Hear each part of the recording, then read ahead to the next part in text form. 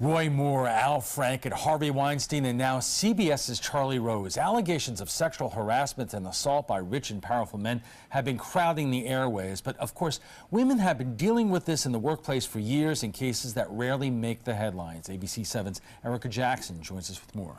Thank you, Alan. A 2016 study by the Equal Employment Opportunity Commission found anywhere from 25 to 85% of women experience sexual harassment in the workplace. But a 2013 poll found 70 to 90% of victims don't file a complaint with their employers.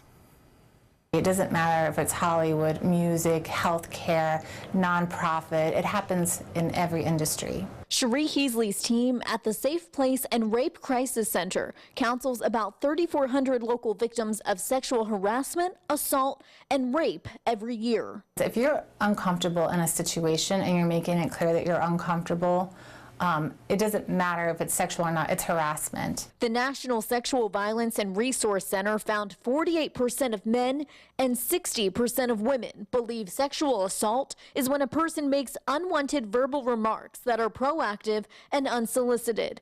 And while the organization reports men and women are showing higher levels of awareness, Heasley explains victims are still afraid to come forward after being sexually harassed at work. It's fairly common that you're concerned about being labeled, you're concerned about the outcomes of what's going to happen, and you just don't want it to be a thing, but you don't want it to continue either. The National Women's Law Center says sexual harassment is a form of sexual discrimination. When it happens at any job, it violates Title VII of the Civil Rights Act of 1964, which also prohibits employment discrimination of race, color, religion, and national origin.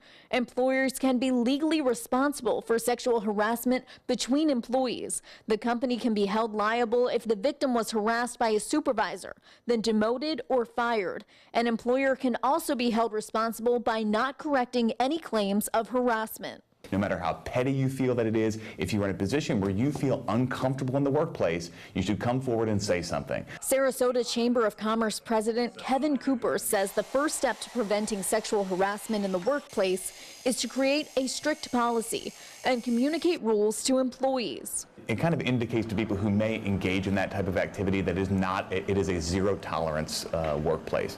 Number two, I think what it does is it allows for a clear path for those who feel like they've been a victim of sexual harassment to come forward and have an area within which they can do that. A recent Harvard business study analyzing 11 worldwide businesses found 1 in 20 workers were fired for violating company protocol, including sexual harassment policies.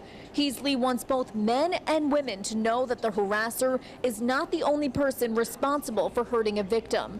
Bystanders sitting back watching the harassment take place also have a voice. We also see men coming forward with the same claims and men coming forward saying, hey, you know what, I'm accountable. I should have shut that down and I didn't shut it down, and women as well. Heasley says the number of victims and culprits should be much smaller, which is why Spark goes to local schools to teach students about harassment and consent. If you understand respect and healthy relationships, you're not going to harass anyone, and that's really where it needs to come down to. According to the NWLC, harassment can also have a negative financial impact on the employee and employer.